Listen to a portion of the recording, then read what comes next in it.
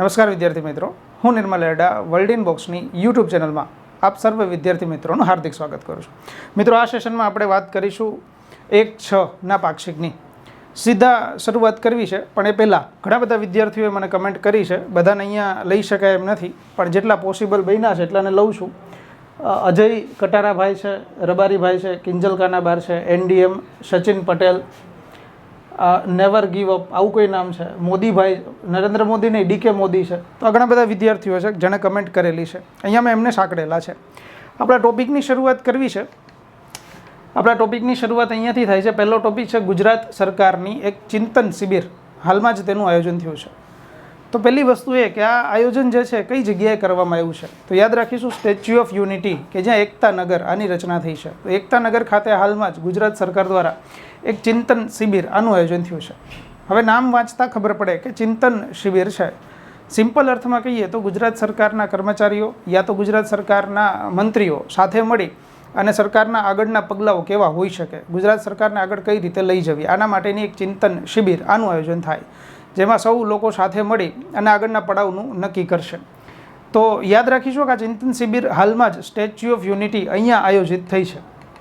આનું આયોજનની શરૂઆત આમ તો ભારતના અત્યારના હાલના પ્રધાનમંત્રી શ્રી નરેન્દ્ર મોદી સાહેબે કરેલી હતી, જે અત્યારે પણ આ જ ચિંતન શિબિર સક્સેસફુલી શરૂ છે. બરાબર, તો આને યાદ રાખીશું, સ્ટેચ્યુ ઓફ યુનિટી છે. ત્યારથી આગળ છે, તાજેતરમાં જ ભારતમાં એક એક્સપોનું આયોજન થયું, જેનું નામ હતું ભારતીય ઇન્ટરનેશનલ મ્યુઝિયમ, એટલે કે ઇન્ટરનેશનલ મ્યુઝિયમ એક્સપો. અને આ આયોજન જે થયું છે એ એક્સપો અંતર્ગત વિશ્વની અંદર આવતા ટોટલ 1200 જેવા મ્યુઝિયમ છે કે જેની તમામ પ્રકારની વિગતો અહીંયા ભારતની અંદર દર્શાવવામાં આવી હતી. હવે આ જે મ્યુઝિયમ એક્સપો ઇન્ટરનેશનલ લેવલનું આયોજન થયું હતું, એના અંતર્ગત ભારતના વડાપ્રધાન સાહેબ છે નરેન્દ્ર મોદી સાહેબ, એમણે મન કી બાત કાર્યક્રમ આના આયોજન અંતર્ગત આની બધી ચર્ચાઓ કરી હતી. જેના અંતર્ગત મ્યુઝિયમની વાત આવી છે, તો પછી ભારતમાં ઘણા બધા મ્યુઝિયમ છે જેના વિશેની માહિતી આપણને હોવી જોઈએ. થોડા ઘણા અહીંયા અંશ મેં સમાવેલા છે. જેમ કે એક મ્યુઝિયમ આવેલું છે હરિયાણાની અંદર, જેનું નામ છે મ્યુઝિયો કેમેરા. આ જે મ્યુઝિયમ છે એ હરિયાણાની અંદર આવેલું છે, હરિયાણાના ગુરુગ્રામની અંદર, કે જેમાં 1860ના વર્ષ પછીના લગભગ 8,000થી વધારે કેમેરા છે, એની બધી જ વિગતો ત્યાં આગળ રખાયેલી છે. તો એક મ્યુઝિયમ એવું છે કે જે કેમેરાને માટેનું મ્યુઝિયમ હોય, ભારતની અંદર આવેલું છે, જે હરિયાણાની અંદર છે. ત્યારથી આગળ તમિલનાડુની અંદર છે, દક્ષિણ ભારતમાં, મ્યુઝિયમ ઓફ પોસિબિલિટીઝ. આ મ્યુઝિયમ ઓફ પોસિબિલિટીઝ છે એ કોને સમર્પિત કરવામાં આવ્યું છે, તો યાદ રાખીશું, દક્ષિણ ભારતમાં આવેલું દિવ્યાંગજનોને સમર્પિત મ્યુઝિયમ. ત્યારથી આગળ પણ ઘણા બધા મ્યુઝિયમ છે, જેમ કે છત્રપતિ શિવાજી મહારાજ વાસ્તુ સંગ્રહાલય મ્યુઝિયમ, જે મુંબઈની અંદર જોવા મળશે. છત્રપતિ શિવાજીને લગતી અને સાથે ઘણી બધી ઇતિહાસની બાબતો કે જે 70,000થી વધારે ચીજ વસ્તુઓ હોય એનો સંગ્રહ પણ અહીંયા કરેલો છે, મુંબઈમાં આવેલું છે. ત્યારથી આગળ એક ઓનલાઈન મ્યુઝિયમ એ ભારતનું ચાલે છે, જેમ કે ઇન્ડિયન મેમરી પ્રોજેક્ટ. આ જે પ્રોજેક્ટ છે એ ઓનલાઈન મ્યુઝિયમ છે. ઓનલાઈન મ્યુઝિયમ એટલે કોઈ પણ વ્યક્તિ આ મ્યુઝિયમની ઓનલાઈન મુલાકાત કરી શકે છે. આમ તો આ મ્યુઝિયમની શરૂઆત ઓનલાઈન મ્યુઝિયમની 2010ના વર્ષથી થઈ છે, જેના અંતર્ગત આખી દુનિયાભરમાંથી મોકલાયેલી ભારતને લગતી તમામ વાર્તાઓ હોય, તમામ તસવીરો છે, એનો સમાવેશ કરેલો છે. તો ઓનલાઈન પણ એક મ્યુઝિયમ ચાલે છે, એની પણ યાદ રાખીશું. આ તો આપણને ખબર હશે જ. દિલ્હીની અંદર આવેલું છે PM મ્યુઝિયમ, પ્રધાનમંત્રી મ્યુઝિયમ. વડાપ્રધાન નરેન્દ્ર મોદી સાહેબે એનું ઇનોગ્રેશન કરેલું હતું, જેમાં પ્રધાનમંત્રીઓને સમર્પિત તમામ પ્રકારની બાબતો, ભારતના પ્રથમ વડાપ્રધાનથી લઈ અને છેલ્લે સુધીના તમામ વડાપ્રધાનની બધી જ બાબતો ત્યાં સંગ્રહાયેલી છે. દિલ્હીની અંદર આવેલું છે. 2 મ્યુઝિયમ દિલ્હીની અંદર એવા છે જેને આપણે નેશનલ વોર મેમોરિયલ અથવા તો પોલીસ મેમોરિયલ આવું નામ આપીએ છીએ. તો આ મ્યુઝિયમ પણ દિલ્હીની અંદર છે. જો તાજેતરમાં જ ભારતની અંદર એક એક્સપોનું આયોજન થયું છે, ઇન્ટરનેશનલ મ્યુઝિયમ એક્સપો. તો એને લઈને બેકગ્રાઉન્ડનો બધો ડેટા અહીંયા ચાલે છે. તો આની યાદ રાખીશું કે આ બધા મ્યુઝિયમ છે. ત્યારથી આગળનો ટોપિક છે અહીંયા વીર સાવરકરજી માટેનો. મન કી બાત કાર્યક્રમનું આયોજન થયું, એના અંતર્ગત નરેન્દ્ર મોદી સાહેબે વીર સાવરકર જે સ્વાતંત્ર્ય સેનાની હતા એમની વાત કરી કે તાજેતરમાં જ વીર સાવરકરજી છે એમની જન્મ જયંતિનું આયોજન કરવામાં આવે છે. તો એમના વિશેનો થોડોક બેઝિક ડેટા, બેકગ્રાઉન્ડનો ડેટા મેં લીધો છે. ઉદાહરણ તરીકે એમનો જન્મ જે છે એ 28મી મે 1883ના વર્ષમાં નાસિક ખાતે ભાગુર ગામની અંદર થયો છે. જો એમના અવસાન એટલે કે નિધનની વાત કરીએ તો 26મી ફેબ્રુઆરી 1966 બોમ્બેની અંદર એમનું નિધન થયું છે. વીર સાવરકરજી કે જેમની આપણે બાબત યાદ રાખવી પડે. ઉદાહરણ તરીકે કે એમના ભાઈની સાથે મળીને એક સંસ્થાની સ્થાપના કરી હતી જેમનું નામ હતું મિત્ર મેલા સંગઠન, જે 1900ની અંદર સ્થાપના થયેલું હતું.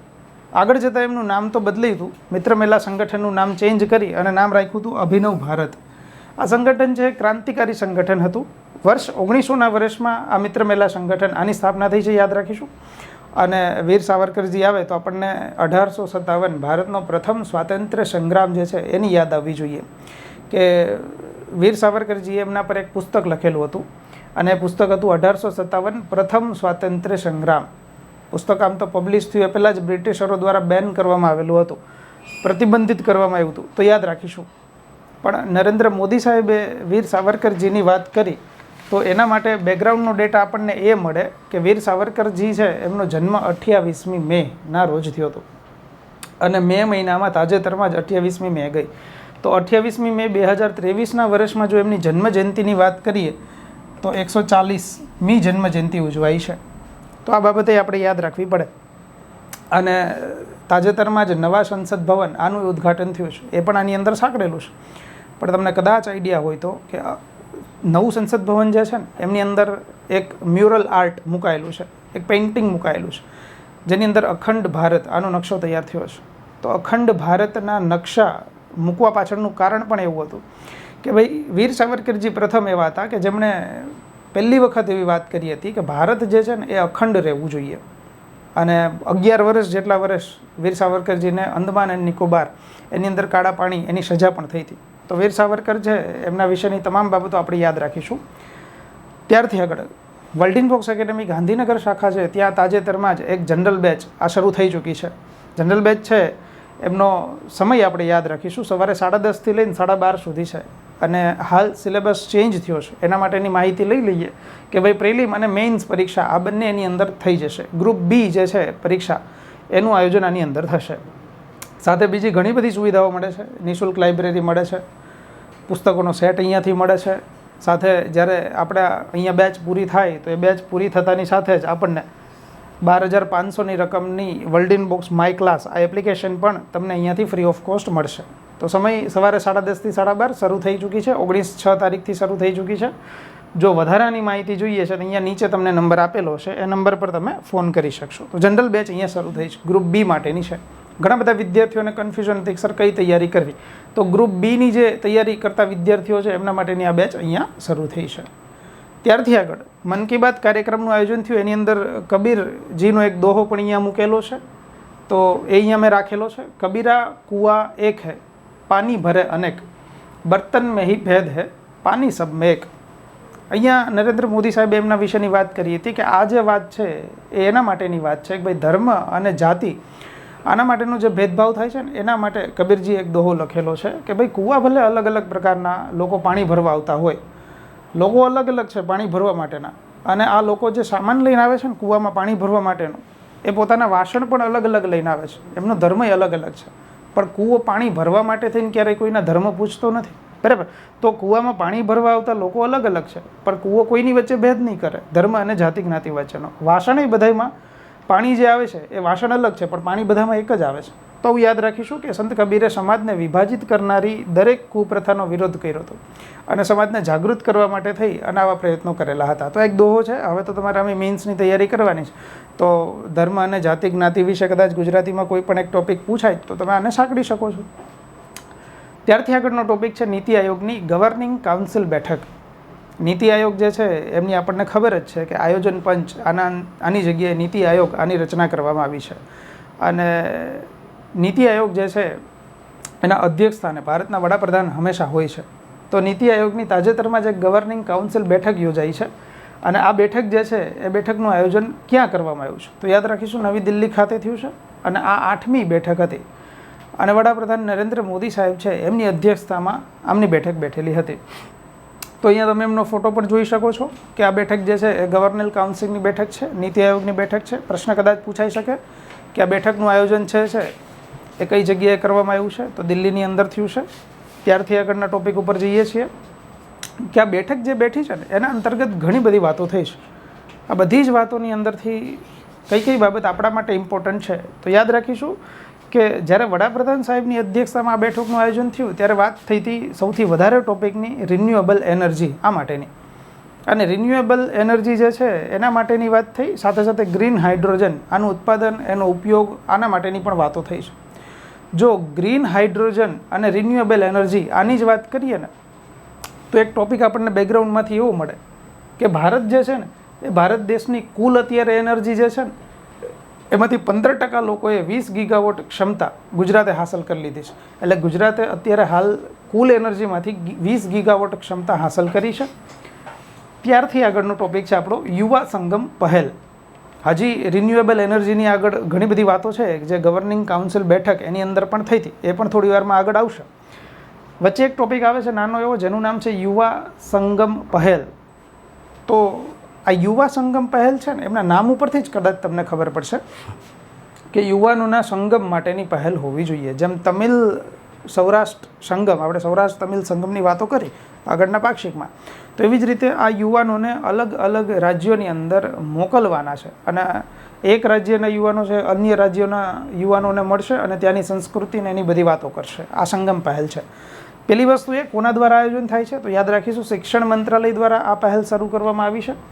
અને આ પહેલ જે છે એનો ઉદ્દેશ્ય શું છે તો યાદ રાખીશું 1-to-1 કનેક્શન, એટલે કે પીપલ ટુ પીપલ કનેક્શન વધારવાનું છે. અને દેશના યુવાનો છે એ અન્યને પરસ્પર મળી શકે એવી ભાવના છે. એટલે કે અન્ય રાજ્યોના યુવાનો જે છે અન્ય રાજ્યોના ગામડા અને શહેરોમાં જશે, ત્યાં જઈને ત્યાંનું કલ્ચર જાણશે, ત્યાંની લોકોની સાથે વાતચીત કરશે. તો પીપલ ટુ પીપલ કનેક્શન વધારવાની વાત આ પહેલની અંદર થશે.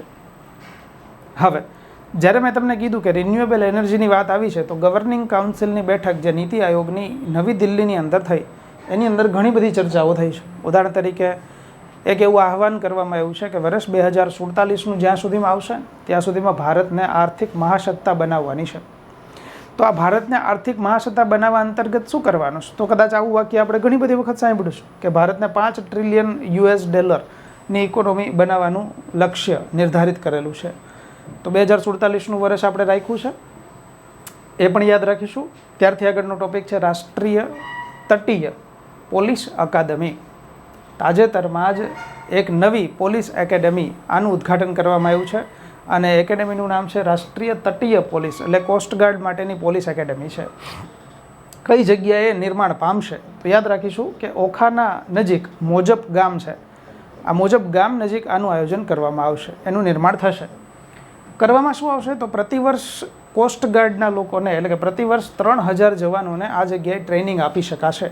તો આવી એક કોસ્ટગાર્ડ માટેની પોલીસ અકાદમી છે, એનું ઉદ્ઘાટન અત્યારે ઓખા ખાતે થયું છે, તો એને પણ યાદ રાખીશું. ત્યારથી આગળનો ટોપિક આપણો એ છે કે જે અત્યારે સૌથી વધારે કદાચ ચર્ચિત મુદ્દો હોય અને કોન્ટ્રોવર્સીવાળો મુદ્દો કહી શકાય કે તાજેતરમાં જ નવા સંસદ ભવન આનું ઉદ્ઘાટન કરવામાં આવ્યું છે. અને નવા સંસદ ભવનનું ઉદ્ઘાટન છે એ ભારતના વડાપ્રધાન સાહેબ દ્વારા થયું છે. પહેલી બાબત એ યાદ રાખીશું. અને આનું ઉદ્ઘાટન નવા સંસદ ભવનનું જે કરવામાં આવ્યું એ કઈ તારીખે કરવામાં આવ્યું છે તો પર્ટિક્યુલર ડેટ ઇમ્પોર્ટન્ટ છે. 28મી મેના રોજ આનું ઉદ્ઘાટન થયું છે. નવું સંસદ ભવન છે આપણને ખબર છે કે ત્રિકોણ આકારનું સંસદ ભવન બનાવાયું છે. જૂનું જે સંસદ ભવન છે રાઉન્ડ શેપ ગોળાકાર હતું. અત્યારે હાલનું જે સંસદ ભવન છે એમાં કુલ સંસદ સભ્યોની બેઠકની અવસ્થા જે છે સિટિંગ કેપેસિટી એ અરાઉન્ડ 1272 જેટલી છે. કુલ કેપેસિટી વધારેમાં વધારે કેપેસિટી છે. તો આ પણ યાદ રાખી શકાય. અને નવું સંસદ ભવન આ જે છે એ અત્યારે હાલ તૈયાર થયું છે તો એ ચર્ચામાં છે, એટલે તારીખ યાદ રાખી શકાય. જ્યારે ઉદ્ઘાટનની વાત હતી ત્યારે પણ એક કોર્ટની અંદર PLI રજૂ થઈ હતી, એક અરજી દાખલ થઈ હતી કે ભાઈ ઉદ્ઘાટન કરવા માટે રાષ્ટ્રપતિ જે છે દ્રૌપદી મુર્મુજી એમને ઉદ્ઘાટન કરવા દેવું જોઈએ, પણ એ ફરી પાછી અરજી ફગાવાઈ ગઈ અને વડાપ્રધાન સાહેબ છે નરેન્દ્ર મોદી સાહેબ એમણે આમનું ઉદ્ઘાટન કર્યું. મારા મતે કદાચ તમે એનો વિડીયો તો પણ જોયેલો હશે, બરાબર. તો સંસદ ભવન અત્યારે હાલ ઉદ્ઘાટન થયું છે. તારીખ હું તમને આપું છું, યાદ રાખીશું કે 28મી મે છે. 28મી મે આપણા માટે ઇમ્પોર્ટન્ટ છે, યાદ રાખીશું. હવે અત્યારે હાલ જે નવું સંસદ ભવન થયું છે એ નવા સંસદ ભવનની અંદર સૌથી વધારે ચર્ચામાં જે આવ્યું છે ને એ આ છે સેંગોલ. લોકસભાના અધ્યક્ષની જે સીટ છે એમની બાજુમાં જ એક સેંગોલ એટલે કે એક દંડ સ્થાપિત કરવામાં આવ્યો છે. આ જે દંડ જે છે એ ચાંદીનો દંડ તૈયાર થયો છે જેના પર સોનાનું વરખ તૈયાર કરવામાં આવ્યું છે. અને આ સેંગોલ જે છે એ આમ તો મૂળ તમિલ શબ્દ છે અને તમિલ શબ્દ મૂળ જે છે એ આવો છે સેંગોઈ આ શબ્દ ઉપરથી ઉતરો છે. અને સેંગોઈ શબ્દ જે છે ને તમિલ ભાષાનો, એનો અર્થ કાઢો તો સત્તા આવો અર્થ થાય, અથવા તો ન્યાય આવો અર્થ થાય છે. તો તાજેતરમાં જ લોકસભાના અધ્યક્ષ જે જગ્યાએ બેસશે ને એની બાજુમાં એક સેંગોલ સ્થાપિત કરવામાં આવ્યું છે. અને સેંગોલ એટલે દંડ, રાજદંડ છે. મૂળ તો આ સેંગોલ છે ને એ ઇતિહાસની અંદર ચોલ વંશની અંદર આપણને આની માહિતી પ્રાપ્ત થાય છે. ચોલ વંશની અંદર જ્યારે એક રાજા છે એ અન્ય રાજ્યનું આધિપત્ય હરણ કરી લે, અથવા તો એક રાજા છે એ અન્ય રાજાના અધિકરણની અંદર જાય, આધિપત્યની અંદર જાય, ત્યારે પોતાની સત્તા જે છે એ એમને સોંપે છે. એના માટે અન્ય રાજાને સેંગોલ એટલે કે દંડ સોંપવામાં આવતો હતો. આમ તો આધુનિક ભારતનો ઇતિહાસ છે ને એ આપણને મૌર્ય કાળથી પ્રાપ્ત થાય છે. તો મૌર્ય કાળમાંય આ સેંગોલનો ઉલ્લેખ જોવા મળે છે. પછી તો ક્રમશઃ ચોલ છે, પલ્લવ છે, પાંડ્ય છે, એ બધા વંશની અંદર, ગુપ્ત વંશની અંદર એ ચોલનો ઉલ્લેખ જોવા મળે છે. એટલે કે ઇતિહાસની અંદર આપણને સૌને આ સેંગોલ આ શબ્દ ઘણી બધી વખત મળે છે. હવે આ સેંગોલ જે છે ને એની ઊંચાઈ યાદ રાખીશું. 5 ફૂટની ઊંચાઈ ધરાવતો સેંગોલ છે. અને સેંગોલની જ વાત કરવી હોય તો આ તો ઠીક છે કે ઇતિહાસની વાત કરી છે. જો વર્ષ 1947ની વાત કરીએ કે જ્યારે ભારત દેશ આઝાદ થવાનો હતો, ત્યારે આપણને સૌને ખબર છે કે જ્યારે ભારત દેશ આઝાદ થાય ત્યારે છેલ્લા ગવર્નર જનરલ જે હતા એ લોર્ડ માઉન્ટ બેટન હતા. તો લોર્ડ માઉન્ટ બેટન જે છે એમણે ભારતની જ્યારે સત્તા સોંપવાની વાત આવી ત્યારે જવાહરલાલ નહેરુને બોલાવી. જવાહરલાલ નહેરુ એટલે ભારતના સૌથી પહેલાં વડાપ્રધાન સાહેબ. માઉન્ટ બેટન સાહેબે જવાહરલાલ નહેરુને બોલાવી અને એમને પૂછ્યું કે ભાઈ અમે એટલે કે અંગ્રેજો છીએ, ભારતને સત્તા સોંપીએ છીએ, તો તમારે કંઈ અલગ કાર્યક્રમનું આયોજન કરવું છે કે સાદાઈથી આ કાર્યક્રમ પતાવો છે? ત્યારે જવાહરલાલ નહેરુજી છે ને એ રાજગોપાલાચારી, જેને આપણે રાજાજી આવું નામ આપીએ છીએ, તો એ ચક્રવર્તી રાજગોપાલાચારી છે ને એમની પાસે ગયા. અને જવાહરલાલ નહેરુએ ચક્રવર્તી રાજગોપાલાચારીને પૂછ્યું કે ભાઈ આ જે કાર્યક્રમ થવાનો છે, ભારત દેશ આઝાદીનો કાર્યક્રમ જે થશે, એના અંતર્ગત સ્પેશિયલ કોઈ કાર્યક્રમનું આયોજન કરવાની થશે? તો રાજગોપાલાચારી પાસે એટલા માટે કેમ કે ચક્રવર્તી રાજગોપાલાચારી ઇતિહાસવિદ હતા, એમને ઇતિહાસનું ઘણું બધું નોલેજ હતું. એટલે રાજાજીએ એપ્રોક્સ 2-1 મહિના જેવો સમય લઈ ઇતિહાસ ફંફોડી અને આ કાર્યક્રમ માટેની ચર્ચા કરી. અને એમણે જોયું કે જૂના સમયથી ઇતિહાસથી ભારતમાં એવું ચાલ્યું આવે છે કે જ્યારે એક રાજા છે અથવા તો એક વ્યક્તિ છે અન્ય અને કોઈને પણ સત્તા સોંપે ત્યારે દંડ સોંપવામાં આવે છે. તો ચક્રવર્તી રાજગોપાલાચારીએ સજેશન આપ્યું જવાહરલાલ નહેરુજીને કે ભાઈ માઉન્ટ બેટનને કહી દો કે આપણે એક આવું રાજદંડ સ્થાપીએ, કે ભાઈ માઉન્ટ બેટન છે ને એ જવાહરલાલ નહેરુને રાજદંડ આપતા હોય, આવો કાર્યક્રમ કરીએ. એટલે બધી જ જવાબદારી મળી રાજદંડ તૈયાર કરવાની ચક્રવર્તી રાજગોપાલાચારીને. હવે ચક્રવર્તી રાજગોપાલાચારીએ જ્યારે જોયું ને તો એને ખબર પડી કે ભાઈ ઇતિહાસની અંદર ચોલ રાજ્ય જે છે ને એ ચોલ વંશની અંદર આનો ઉલ્લેખ મળતો હતો. એટલે એ ચક્રવર્તી રાજગોપાલાચારી દક્ષિણની અંદર ગયા અને દક્ષિણની અંદર તમિલનાડુની અંદર એક મઠ આવેલો છે, તિરુવાડુઈ મઠ.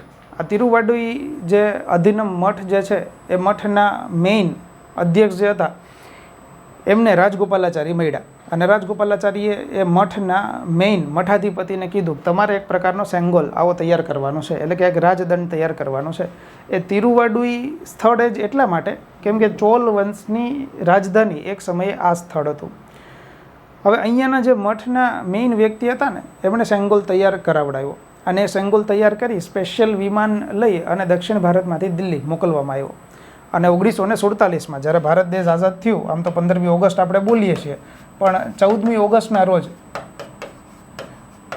રાત્રે એપ્રોક્સ 10-1 વાગે આ સેંગોલ જે છે એ લોર્ડ માઉન્ટ બેટને જવાહરલાલ નહેરુજીને આપ્યો. ત્યારબાદ આ સેંગોલ જે છે ને એ ઠીક છે ભારતની આઝાદી સમયે આ સેંગોલ છે ચર્ચામાં હતો. તો આ સેંગોલ આપ્યા બાદ આ સેંગોલ જે છે એ અલ્હાબાદની અંદર યુપીની અંદર પ્રયાગરાજ મ્યુઝિયમ આવેલું છે. આ પ્રયાગરાજ મ્યુઝિયમની અંદર આ સેંગોલને મોકલી દેવામાં આવ્યું. ત્યારથી આ પ્રયાગરાજ મ્યુઝિયમની અંદર આ સેંગોલ જે ભારતના પહેલી વખત આઝાદી સમયે લોર્ડ માઉન્ટ બેટન આપ્યો હતો એ ત્યાં સ્થાપિત કરી દેવામાં આવ્યો, મ્યુઝિયમની અંદર રાખી દેવામાં આવ્યો. તમને જાણીને નવાઈ લાગશે કે અત્યાર સુધી લોકો એવું માનતા હતા કે આ સેંગોલ નથી, એટલે કે આ કોઈ રાજદંડ નથી, પણ જવાહરલાલ નહેરુ એટલે કે જેમને આપણે ચાચાજી કહીએ છીએ, ચાચાજીની એક લાકડી છે. લોકો આવું માનતા હતા. પણ થોડાક સમય પહેલાં, 1-2 વર્ષ પહેલાં જ એક કંપની છે, એક જ્વેલર છે, જે જ્વેલરનું નામ છે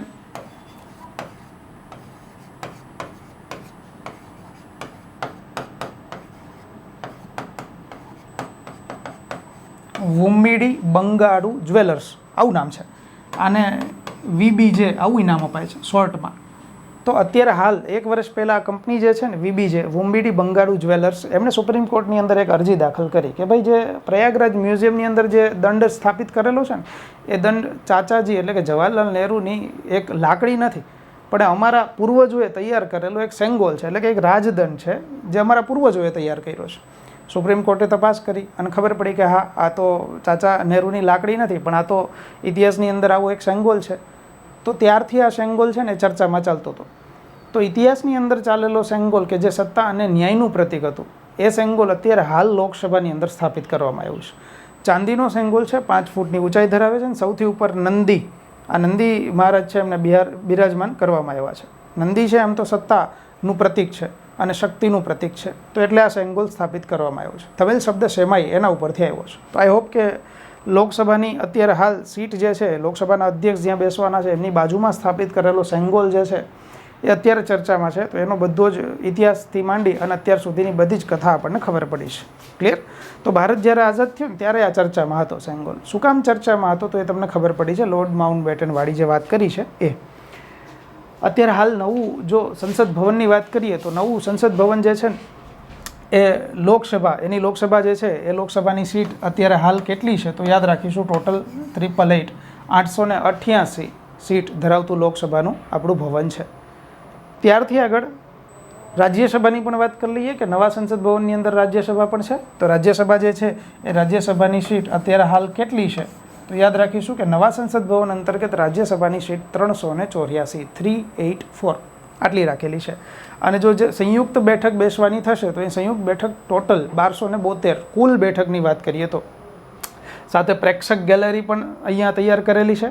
અને સંસદ ભવન ભારતનું એવું છે જેમાં વડ વૃક્ષ આને પણ સ્થાન અપાયેલું છે, તો આને પણ યાદ રાખીશું.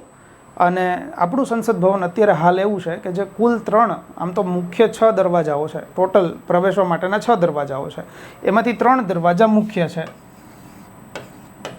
આ 3 દરવાજા જે છે એમના નામ પણ આવા રાખ્યા છે. એક છે જ્ઞાન દ્વાર, એક છે શક્તિ દ્વાર અને એક છે કર્મ દ્વાર.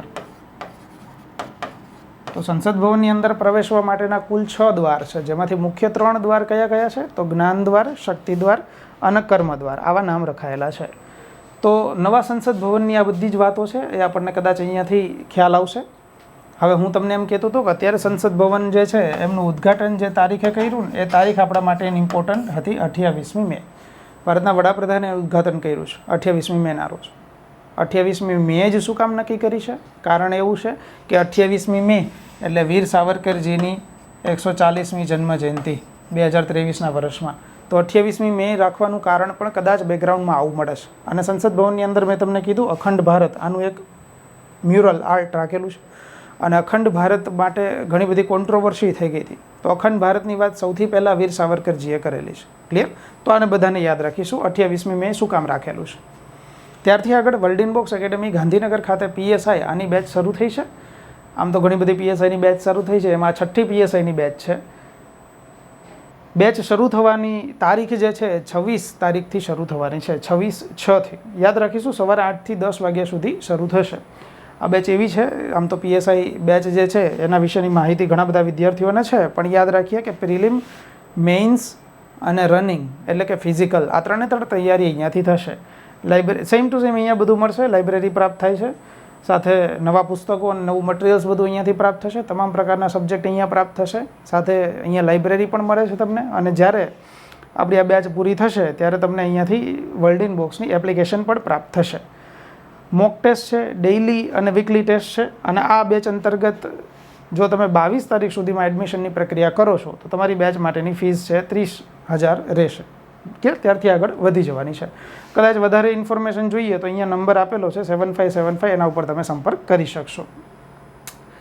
યસ, અત્યારે હાલ જે શિબિર જે બેઠી છે 10મી ચિંતન શિબિર, એના માટેની વાત હતી કે ભાઈ આ 10મી ચિંતન શિબિર જે છે ને એ આપણે વાત કરી કે ભાઈ એકતાનગર સ્ટેચ્યુ ઓફ યુનિટી ત્યાં આગળ યોજાઈ છે. શરૂઆત મેં તમને કીધું વર્ષ 2003થી થઈ છે. અને વર્ષ 2003માં જો ગુજરાતના તત્કાલીન મુખ્યમંત્રી કોઈ હોય તો એ નરેન્દ્ર મોદી સાહેબ છે. અત્યારે હાલ ચિંતન શિબિર બેઠી છે તો વર્ષ 2003માં શરૂ થઈ હોય અને 3થી શરૂ થયેલી આ શિબિરને 2023માં તમે લઈ આવો તો આપણને ખબર પડે કે સર ટોટલ 20 વર્ષો છે ને આ શિબિરના પૂર્ણ થયા કહેવાય. ક્લિયર? તો 20 વર્ષ અત્યારે હાલ આના પૂર્ણ થયા છે. તો ચિંતન શિબિરના 20 વર્ષ પૂર્ણ થયા છે એના માટે બાબત યાદ રાખીશું. સાથે સાથે સ્વાગત કાર્યક્રમ એવો છે કે જેના પણ 20 વર્ષ પૂર્ણ થયા છે અત્યારે હાલ. ક્લિયર? તો આને પણ યાદ રાખીશું. સ્વાગત કાર્યક્રમની આપણે લાસ્ટ પાક્ષિકની અંદર ડિટેલમાં ચર્ચા કરી હતી કે સ્વાગત કાર્યક્રમ છે ને એ 4 લેવલ ઉપર ચાલે છે. ગ્રામ્ય કક્ષા ઉપર ચાલે છે, તાલુકા કક્ષાએ ચાલે છે, જિલ્લા કક્ષાએ ચાલે છે અને રાજ્ય કક્ષાએ ચાલે છે. બરાબર? તમામ પ્રકારની સ્વાગત કાર્યક્રમની ચર્ચા ગયા પાક્ષિકની અંદર કરી છે. અહીંયા હું ફૂલ ફોર્મ ફરી પાછું બોલી જાઉં છું સ્વાગતનું, કેમ કે ઘણી બધા પેપરની અંદર પૂછાઈ ગયેલું છે.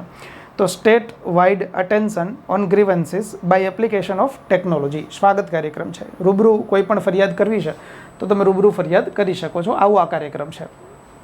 ત્યારથી આગળ છે સિક્કિમ માટેનું, કે સિક્કિમનો અત્યારે હાલ સ્થાપના દિવસ ઉજવાયો છે અને આ સ્થાપના દિવસ છે 48મો સ્થાપના દિવસ છે. તાજેતરમાં જ કેન્દ્ર સરકારે એક વાત નક્કી કરી છે કે હવે કોઈ પણ રાજ્યનો સ્થાપના દિવસ હશે ને એ જે તે રાજ્ય નહીં ઉજવે, પણ સમગ્ર ભારતના તમામ રાજ્યો એની ઉજવણી કરશે. ઉદાહરણ તરીકે 1 મે એટલે ગુજરાતનો સ્થાપના દિવસ હોય તો ગુજરાતનો સ્થાપના દિવસ ખાલી ગુજરાત એકલું નહીં ઉજવે, પંજાબવાળાએ ઉજવશે. એવી જ રીતે સિક્કિમ સ્થાપના દિવસ છે તો ગુજરાતવાળાએ ઉજવવાનો છે. યાદ રાખીશું. તો સિક્કિમની સ્થાપના દિવસ, તો સિક્કિમ ક્યારે ભારતનું એક રાજ્ય તરીકે સ્થાપિત થયું? તો યાદ રાખીશું 16મી ડિસેમ્બરના રોજ 1975ના રોજ. આમ તો 16મી મે કહી શકાય કે 16મી મેના રોજ. ક્લિયર? કે ભારત છે એની અંદર સિક્કિમ છે એની સ્થાપના કરવામાં આવી હતી. સૌથી નાનું રાજ્ય છે આપણને ખબર પડે. સિક્કિમ માટેની એક બાબત એ છે કે ભારતનું પહેલું એવું રાજ્ય છે જે પ્રાકૃતિક ખેતી કરતું હોય. તો આખા ભારતનું સૌથી પહેલું પ્રાકૃતિક રાજ્ય તરીકે સિક્કિમને મળ્યું છે. ત્યારથી આગળ તમામ સેલો, આ નામ છે, તમામ સેલો, રણચંડી, ઘંટુ, આ બધું શું છે? તો સિક્કિમના પરંપરાગત નૃત્યો છે. આને પણ યાદ રાખીશું. તો અત્યારે હાલ સિક્કિમ જે છે એ ચર્ચામાં છે કેમ કે એમનો સ્થાપના દિવસ છે. ત્યારથી આગળ સિંગલ યુઝ પ્લાસ્ટિક ઉપર સૌથી પહેલી વખત જો કોઈએ પ્રતિબંધ મૂક્યો હોય તો એ રાજ્ય સિક્કિમ છે. તો 2 ફેક્ટ મને લાગે છે કે વધારે યાદ રખાય કે પહેલો પ્રાકૃતિક રાજ્ય તરીકે છે અને બીજું સિંગલ યુઝ પ્લાસ્ટિક જે છે એ અત્યારે પહેલી વખત પ્રતિબંધ સૌથી પહેલી વખત મૂકનાર સિક્કિમ હોય. જો સિંગલ યુઝ પ્લાસ્ટિક છે ને એ અત્યારે વધારે ચર્ચામાં છે. કારણ એવું છે કે ભાઈ અત્યારે હાલ હમણાં જ આપણે 5મી જૂન એટલે વિશ્વ પર્યાવરણ દિવસ આને ઉજવો છે. બરાબર? તો એના માટે થઈને સિંગલ યુઝ પ્લાસ્ટિક આની પણ ચર્ચાઓ ઘણી બધી જગ્યાએ થઈ છે. ત્યારથી આગળ છે ગ્રોથ ધેટ ટચીસ લાઈવ્સ. તો સાહેબ આ શું તમે બોલ્યા? તો યાદ રાખીશું એક કોફી ટેબલ બુક છે. આ કોફી ટેબલ બુક કોના દ્વારા તૈયાર થઈ છે? તો GNFC, જેને જનરલી આપણે ગુજરાત નર્મદા વેલી ફર્ટિલાઇઝર કોર્પોરેશન આવું નામ આપીએ છીએ. તો અત્યારે હાલ એક કોફી ટેબલ બુક તૈયાર થઈ છે. કોના દ્વારા તૈયાર થઈ છે? GNFC દ્વારા. ગ્રોથ ધેટ ટચીસ લાઈફ આ છે. ત્યારથી આગળના ટોપિકમાં વધીએ છીએ. ત્યારથી આગળનો ટોપિક છે સેન્ટર ઓફ એક્સલન્સ. આની સ્થાપના, આમ તો સેન્ટર ઓફ એક્સલન્સની સ્થાપના ઘણી બધી વખત થઈ ગઈ છે, પણ આ નવું સેન્ટર ઓફ એક્સલન્સ છે શેના માટેનું? તો centre of excellences on digitisation, digital payment અને ડિજિટલ માર્કેટિંગ માટેનું એક સેન્ટર ઓફ એક્સલન્સ છે. કઈ જગ્યાએ સ્થાપાયું છે? તો યાદ રાખીશું અમદાવાદની અંદર સ્થાપના થઈ છે. ગુજરાતની અંદર સ્થાપના થઈ છે. પ્રથમ વખત સ્થાપના થઈ છે ડિજિટાઇઝેશન માટેની. તો કોના દ્વારા? તો ફ્લુઅર કોર્પોરેશન અમેરિકા, એના સહયોગથી આની સ્થાપના થઈ છે. યાદ રાખીશું. અને આ સેન્ટર ઓફ એક્સલેશન એટલે ડિજિટાઇઝેશન એ શેના અંતર્ગત આવે છે? તો યાદ રાખીશું કે ભારતની અંદર કેન્દ્ર સરકાર દ્વારા તાજેતરમાં જ, તાજેતર એટલે થોડાક સમય પહેલાં, પણ તાજેતરમાં જ એક પોલિસી લોન્ચ કરાઈ હતી જેને IT પોલિસી નામ અપાયું છે, જેનો વર્ષનો સમયગાળો 2022થી 2027 છે. એ પોલિસી અંતર્ગત આ સેન્ટર ઓફ એક્સલન્સ આની સ્થાપના થઈ છે. તો યાદ રાખીશું અમદાવાદની અંદર સેન્ટર ઓફ એક્સલન્સ આની સ્થાપના થઈ છે. ત્યારથી આગળ છે ગૌ કૃષિ સંગમ કાર્યક્રમ. તો આ ગૌ કૃષિ સંગમ કાર્યક્રમ જે છે એનું આયોજન કઈ જગ્યાએ થયું તાજેતરમાં? તો યાદ રાખીશું વડોદરા ખાતે થયું છે. વડોદરામાં કઈ જગ્યાએ? તો ડભોઈની અંદર. અને ડભોઈની અંદર યાદ રાખીશું બાણજની અંદર થયું છે. બાણજ એટલે બાણજ એક ગામ છે અને ડભોઈની અંદર બાણજ ગામની અંદર તાજેતરમાં જ ગૌ કૃષિ સંગમ આ કાર્યક્રમનું આયોજન થયું છે. બીજી એક બાબત કે ભારતની અંદર આવેલું ગુજરાત રાજ્ય, એના ગવર્નર છે ગુજરાતના હાલમાં આચાર્ય દેવવ્રતજી. તો એ આચાર્ય દેવવ્રતજી છે ને એમના અધ્યક્ષ સ્થાને આ આયોજન થયું છે. અને આચાર્ય દેવવ્રતજી જ્યાં જ્યાં જાય ત્યાં તમને બધાને ખબર પડી જાય પ્રાકૃતિક ખેતી તો હોય, ઓર્ગેનિક તો હોય જ, બરાબર. તો પ્રાકૃતિક ખેતી અંગેનું આ એક કૃષિ સંગમ કાર્યક્રમ હતો. એનું આયોજન આપણે યાદ રાખીશું, વડોદરા ખાતે થયું છે. ત્યારથી આગળ છે ગોવાનો સ્થાપના દિવસ. જો સિક્કિમની સ્થાપનાની આપણે વાત કરી છે, એવી જ રીતે ગોવા જે છે એમનો હાલમાં જ 36મો સ્થાપના દિવસ ઉજવાયો છે. કયા દિવસે ગોવાની સ્થાપના થઈ હતી? તો યાદ રાખીશું 30મી મે. આના રોજ આપણે ગોવા સ્થાપના દિવસ ઉજવીએ છીએ. મેં તમને કીધું કે હવે ભારતના બધા જ રાજ્યો છે એની ઉજવણી કરવાના છે. ત્યારથી આગળ છે પર્યાવરણ દિવસ. મેં તમને હમણાં જ વાત કરી 5મી જૂન આપણે વિશ્વ પર્યાવરણ દિવસ આની ઉજવણી કરીએ છીએ. આમ તો વિશ્વ પર્યાવરણ દિવસ આની ઉજવણીની શરૂઆત જે છે ને એ વર્ષ 1973થી થઈ છે. અને આ વિશ્વ પર્યાવરણ દિવસ 5મી જૂનના રોજ ઉજવાય તો એની ઉજવણી કોના દ્વારા થાય છે? આંતરરાષ્ટ્રીય લેવલે. તો યાદ રાખીશું યુનાઇટેડ નેશનની એક સંસ્થા છે જેને UNEP આવું નામ અપાય છે, યુનાઇટેડ નેશન એન્વાયરમેન્ટ પ્રોગ્રામ આવું નામ છે. તો યુનાઇટેડ નેશન એન્વાયરમેન્ટ પ્રોગ્રામ આ જે સંસ્થા છે યુનાઇટેડ નેશનની, એમના દ્વારા આ દિવસની ઉજવણી દર વર્ષે થાય છે. 2023ના વર્ષની ઉજવણીની વાત કરીએ તો 2023ની ઉજવણીની થીમ છે બીટ પ્લાસ્ટિક પોલ્યુશન. જે પ્લાસ્ટિક જે છે ને એ લગભગ 500 વર્ષ સુધી કોઈ પણ જગ્યાએ પડ્યું રહે તો એનું વિકસિત થતું નથી, બરાબર. તો એ પ્લાસ્ટિક માટેની થઈને આ વખતે થીમ રખાઈ છે બીટ પ્લાસ્ટિક પોલ્યુશન. તો 2023ની થીમ આપણને ખબર પડી છે. અત્યારે હાલ અહીંયાથી જ વચ્ચે જ તમને એક પ્રશ્ન આપતો જઉં છું કે યુનાઇટેડ નેશનની આ જે સંસ્થા છે યુનાઇટેડ નેશન એન્વાયરમેન્ટ પ્રોગ્રામ, તો આ સંસ્થાનું હેડક્વાર્ટર કઈ જગ્યાએ આવેલું છે આ તમારે ગોતવાનું છે અને કોમેન્ટ બોક્સની અંદર મને લખી અને જણાવવાનું છે. તો 5મી જૂન વિશ્વ પર્યાવરણ દિવસની ઉજવણી કરીએ છીએ. અને પર્યાવરણ દિવસની ઉજવણી જે આ વર્ષે થઈ એના અંતર્ગત ઘણા બધા નિર્ણયો લેવામાં આવ્યા.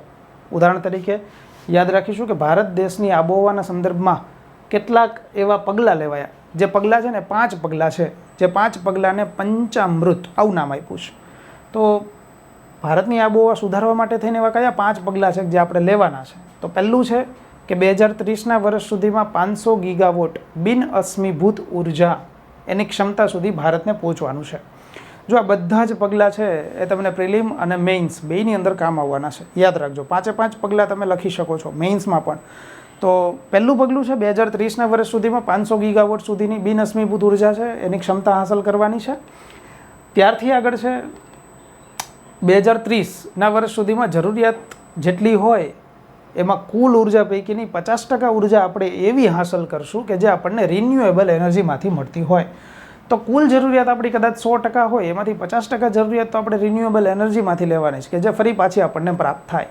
ત્યારથી આગળ CO2 જુઓ છો તમે, તો યાદ રાખીશું વર્ષ 2030 સુધીમાં કુલ અંદાજિત એપ્રોક્સિમેટલી જેટલો કાર્બન ઉત્સર્જન થતો હશે ને એ કાર્બન ઉત્સર્જનની અંદર આપણે ભારત દેશે 1 અબજ ટન ઉત્સર્જનનો ઘટાડો કરવાનો છે. તો 2030 સુધીમાં આપણે યાદ રાખીએ છીએ કયા કયા પગલાં છે. તો 2030ના વર્ષ સુધીમાં પહેલું લક્ષ્ય ભારતનું એ છે કે 500 ગીગાવોટ બિનઅશ્મિભૂત ઉર્જા હાંસલ કરવાની છે. બીજું એ છે કે જેટલી ઉર્જાની જરૂરિયાત હશે એમાંથી 50% ઉર્જા કેવી હશે? તો રિન્યુએબલ એનર્જીમાંથી મળતી હશે.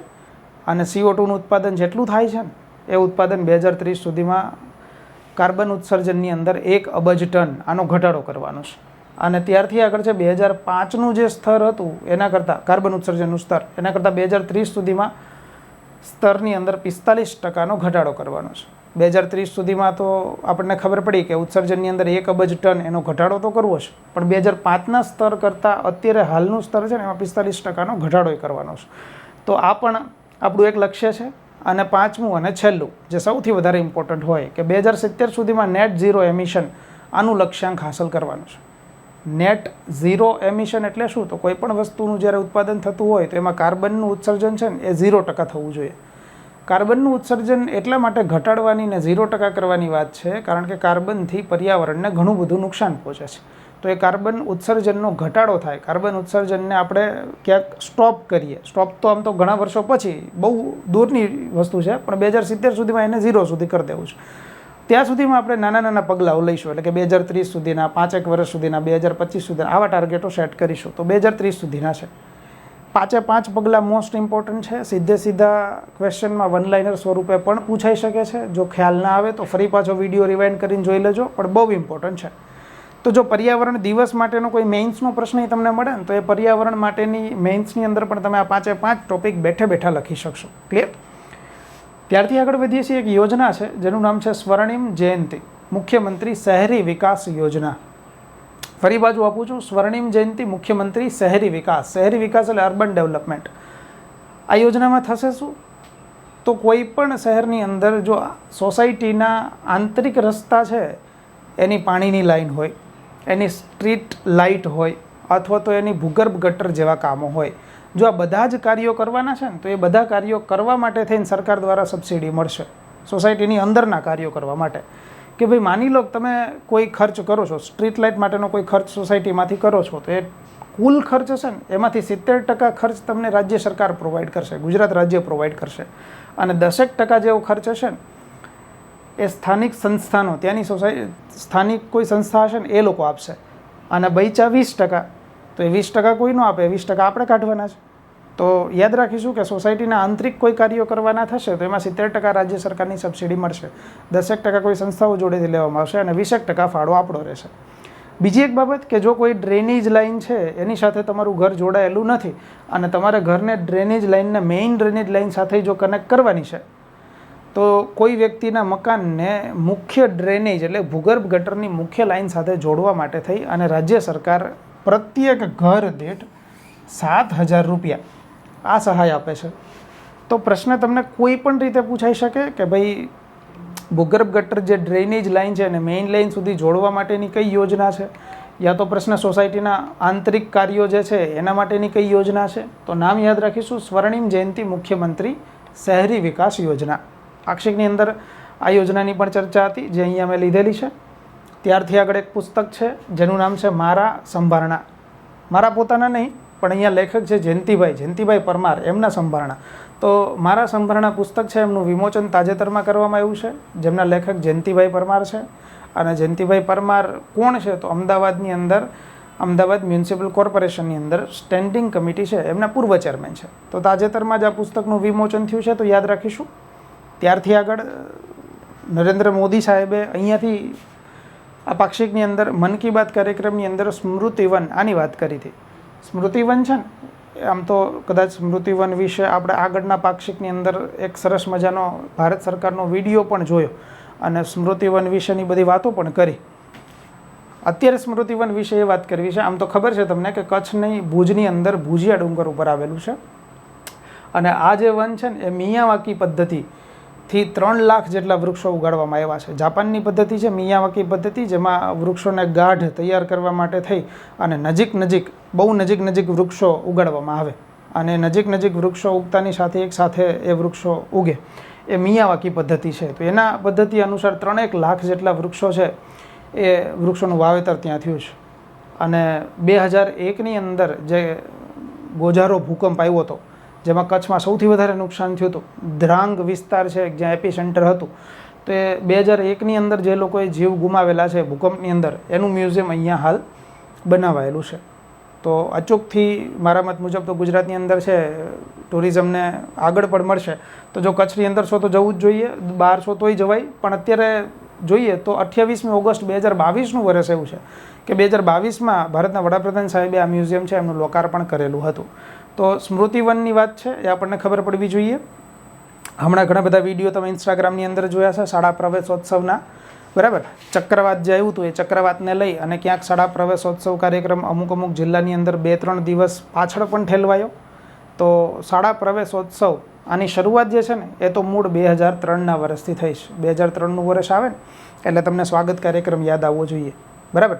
ચિંતન શિબિર યાદ આવવી જોઈએ અને 2003 આવે તો શાળા પ્રવેશોત્સવ, આ બધું બાબત યાદ આવવી જોઈએ. તો શાળા પ્રવેશોત્સવ 2003થી શરૂ થયો છે. હાલ 2023ની અંદર, અત્યારે હાલ આ વર્ષની વાત કરવી હોય તો 2023ના વર્ષની અંદર 12મી જૂનથી શાળા પ્રવેશોત્સવ કાર્યક્રમ જે છે એ ગુજરાતના અત્યારે હાલ મુખ્યમંત્રી શ્રી ભૂપેન્દ્રભાઈ પટેલ દ્વારા કચ્છની અંદર, જે આપણે સ્મૃતિવનની વાત કરી, તો કચ્છની ભુજની અંદર કુરન ગામ છે, એ કુરન ગામથી આ શાળા પ્રવેશોત્સવ છે એની શરૂઆત કરીશ. વર્ષ 2003થી શરૂ થયેલો શાળા પ્રવેશોત્સવ 2023ની અંદર અત્યારે હાલના વર્ષમાં 20મો તબક્કો હશે, એ તમને કદાચ હવે આઈડિયા હશે.